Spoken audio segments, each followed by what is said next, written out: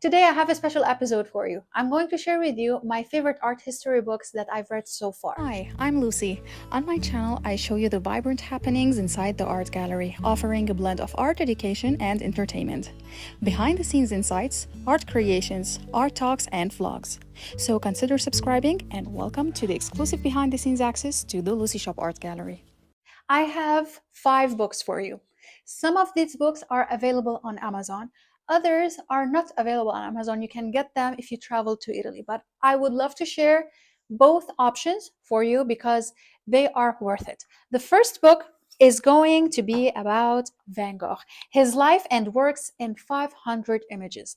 This book is all what you need to know about Vincent van Gogh, and it's divided into 2 parts. The first part, it's about his life and his career, his biography. The second part is called The Gallery, just paintings about Vincent van Gogh and the explanation behind each painting. It is a very packed book. You feel like you're studying. Basically, I studied the life of Vincent van Gogh because of that book, in addition of the documentaries I've watched.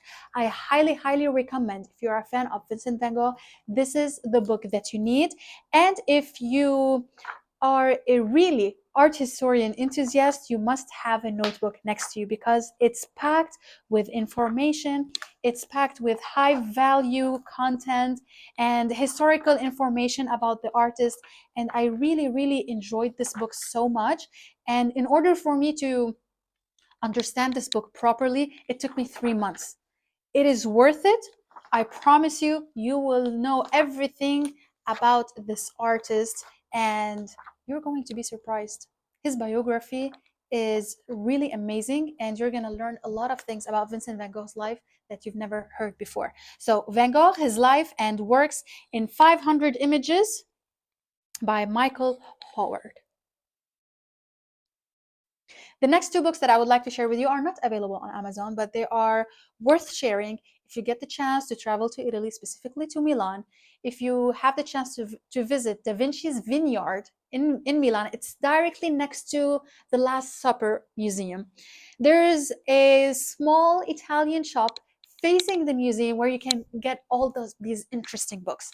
The first book is about Leonardo da Vinci. It is divided into 2 parts. The first part is a summary about his biography, and the other part is related to his artwork. It is packed with information. It is really interesting and it's simple to read. It's not complicated at all. And the information about his artwork, his paintings, is explained as well briefly, and you will be able to understand Leonardo da Vinci's painting technique, the history behind it, the meaning. And I highly recommend, if you want to buy books about specific artists, the most accurate information that you can get are from the museums related to these artists. So all of these information are authentic. The second book is about Michelangelo, as well a brief biography about his life.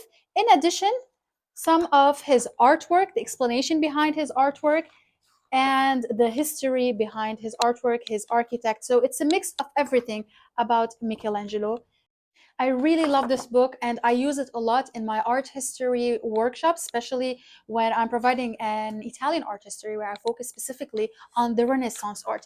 So these books are from Italy, Milan, a small store that has all the goodies about art directly facing the Last Supper Museum and the Da Vinci's Vineyard. You can get these books from there and they're only $10. They're not expensive at all. The fourth book that I would like to share is The Sistine Chapel. And I got this from a bookstore, but I'm pretty sure you can find it on Amazon. I'm not sure. If I was able to find it on Amazon, I will leave the link in the description box.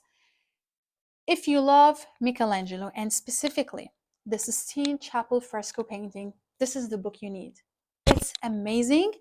And this is one of the best sellers, if not the best seller, about the Sistine Chapel.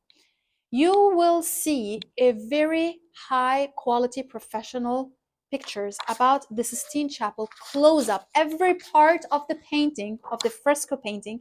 In addition, an explanation about each part of the painting, when it was created, what's the story behind it, what's the technique behind it, and how Michelangelo was commissioned to do the ceiling of the Sistine Chapel. So the Sistine Chapel was painted in two different eras, and the story behind the Sistine Chapel is mind-blowing.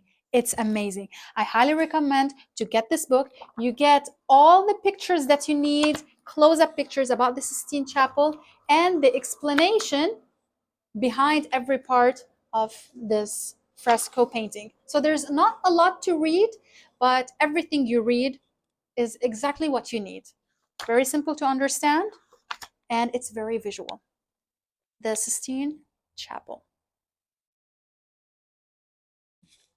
The last book I would like to share with you is an art history book. And without a doubt, this is my favorite art history book I've ever read in my life. And I'm pretty sure it will be so hard to find a book better than this one. It's called The Short Story of Art by Susie Hodge. I highly, highly, highly recommend to get this book. It's available on Amazon. It's the best art history book you could ever find. And I had a small chat with the artist. She's an amazing woman. And this book I recommended so many times to so many people who I've met in my art gallery or in just gatherings about people who love art. I highly recommend this book. This book is all what you need to know about art history. Literally, everything you need to know. It's very simple to understand, it's packed with information, but at the same time, it's not an easy read because it contains everything you need to know about art history. And it's divided into several parts. The first part, the author mentions and talk in details about the movement about art. The second part, the works, some of the paintings and the art pieces that were created in that specific movement or in that specific era. The third part is about the themes, all the themes about art. And the fourth part, the techniques behind the art. So you will learn a lot about art history.